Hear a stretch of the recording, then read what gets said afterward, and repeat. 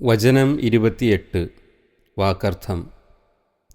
ഖാല പറഞ്ഞു, ഔസതുഹും അവരിൽ മധ്യമൻ, ഉത്തമൻ അഥവാ മിതമായവൻ.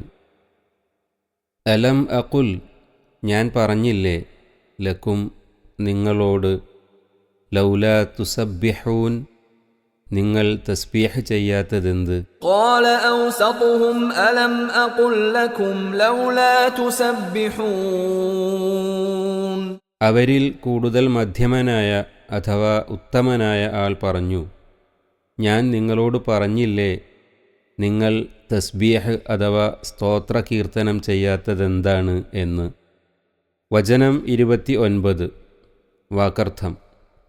ഖാലൂ അവർ പറഞ്ഞു, സുബ്ഹാന സ്തുതികീർത്തനം വാഴ്ത്തുന്നു, പരിശുദ്ധമാക്കുന്നു, റബ്ബിന നമ്മുടെ റബ്ബിന്, ഇന്ന കുന്ന നിശ്ചയമായും നാം ആയിരിക്കുന്നു, ളാലിമീൻ അക്രമികൾ.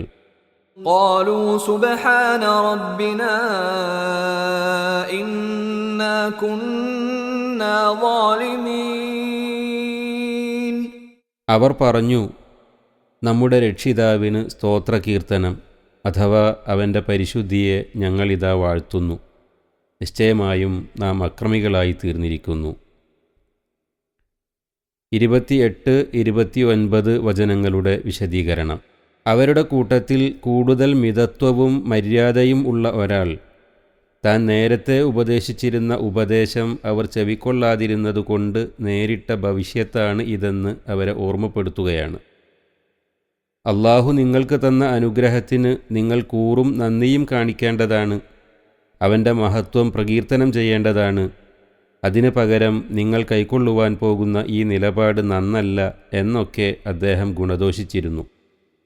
തങ്ങൾ ചെയ്തത് അക്രമം തന്നെയാണെന്ന് അവർക്ക് ഇപ്പോൾ ബോധ്യം വന്നു.